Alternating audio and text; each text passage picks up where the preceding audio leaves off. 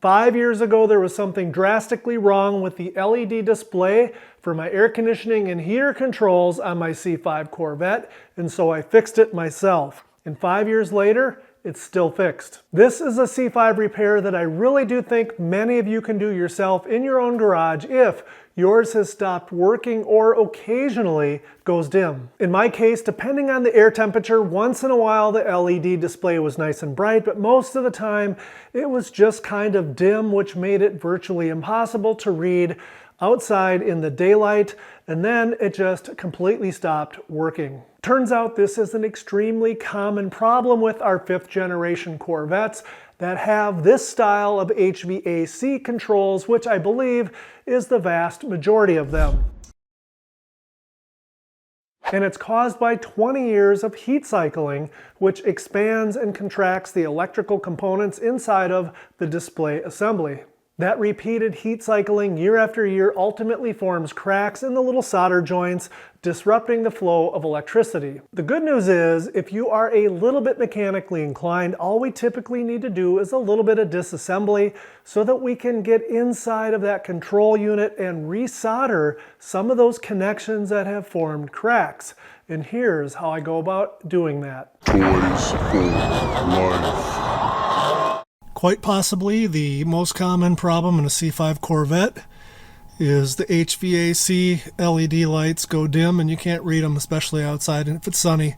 So with the help of information I found on the fabulous Corvette forum, we're going to go ahead and fix this today. First thing we have to do is remove it from the car, which will require moving all these trim panels and ultimately unbolting the HVAC display from the car. So let's get started. Remove the plug.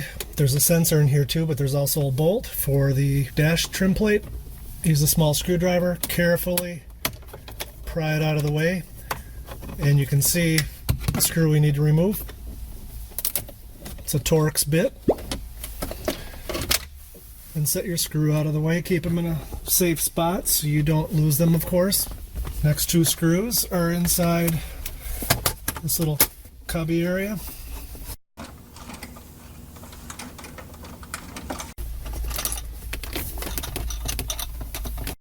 Next, there's a couple of screws inside the storage console.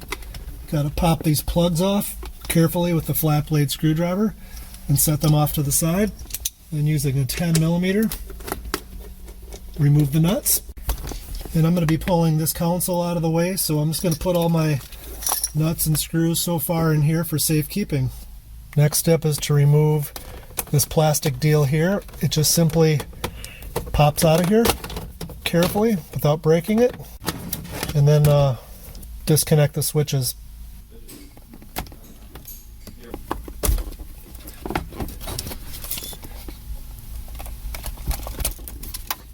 And set this out of the way. Next, we have one more connector here for the cigarette lighter, so that's out of the way, and 2 more 10mm nuts to remove.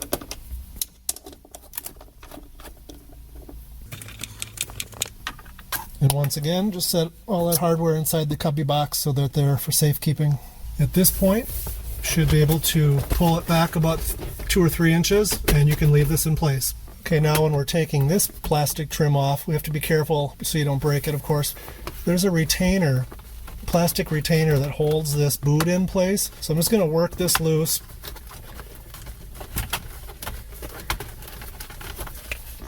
I just remember this kind of being a little bit tricky to get out. But just take your time, don't pull too hard, don't break anything. Everything will come out in one piece in the same condition it was in before I started this project. Looks like we got one more wire here. One more on the back of the cigarette lighter that I forgot to get at. Move this off to the side where it's safe. So now we're going to take the 2 screws off the HVAC setup here, and I believe those are a 7mm.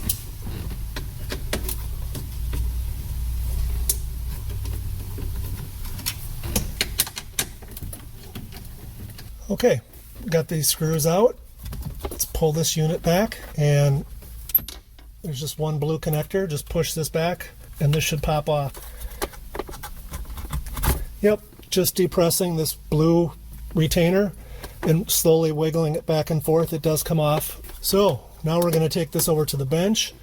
And so far, guys, I've been timing this. I have exactly 25 minutes into this, and that includes, moving the camera around to make sure I get as many of these shots as possible. Okay, we're on the bench. I'm going to wipe this off. There's plenty of little bit of dust and debris on here from 20 years or whatever it's been. And then there's screws on the perimeter here, 4 of them, 1, 2, 3, 4. Oddly enough, these are a 3/16. So I'm going to remove all these.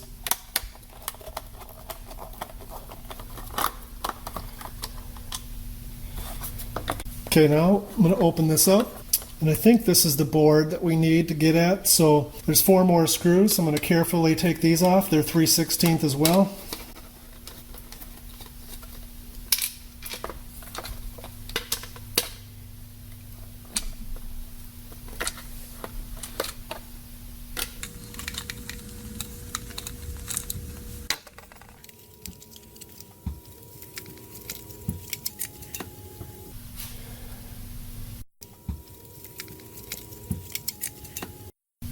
Okay guys, everything that I've read on the forum says it's these 8 black, they say resistors, but these are resistors over here for sure. I'm not sure what these are, but anyway, these end up cracking from heat cycling. So using a very fine tip soldering gun and just a teeny bit of solder, I'm going to go ahead and resolder all 16 joints here, and just to liquefy the solder and get the joints nice and solid so they can conduct electricity like they did originally. One note, I'm not going to lie, the soldering is very delicate, and if you're not confident in your ability to solder carefully, find a friend or neighbor or somebody who is, because you don't want to wreck the board.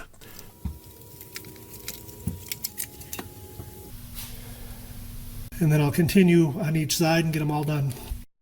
Each of the 8 little rectangular components has a solder joint on each end, and what I typically do with a soldering iron is remelt and resolder each end and occasionally add a little bit of solder as needed. Alternatively, you can use a strong magnifying glass and inspect the joints for cracks, and they usually show up quite well with magnification, and then only resolder the ones that are cracked.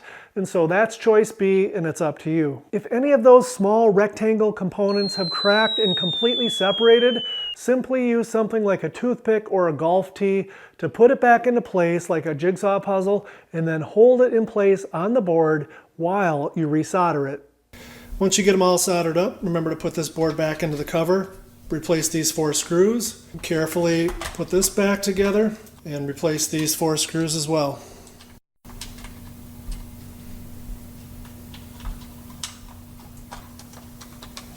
Make sure you just snug these up gently. The last thing you want to do is crack more plastic. Now for the moment of truth. Let's plug this back in carefully.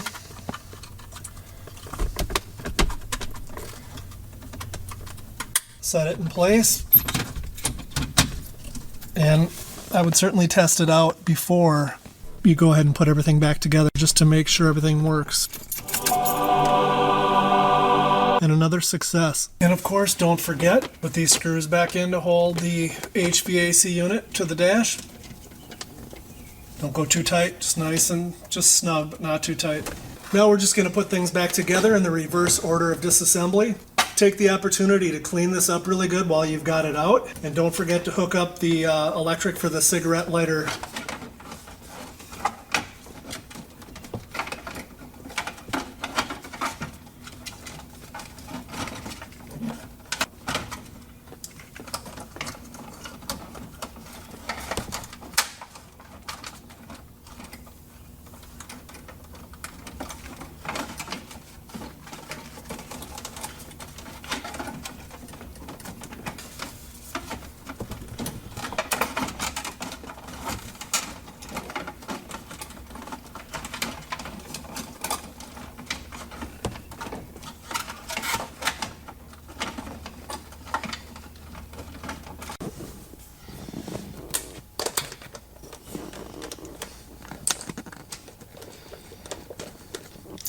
Guys, that took me a total of a little over 2 hours monkeying around with the camera and everything.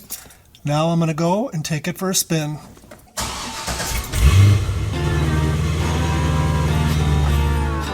Hey guys, if you liked the video, please remember to hit that share, like, and subscribe. Thanks for watching, and we'll catch you with another Corvette video soon.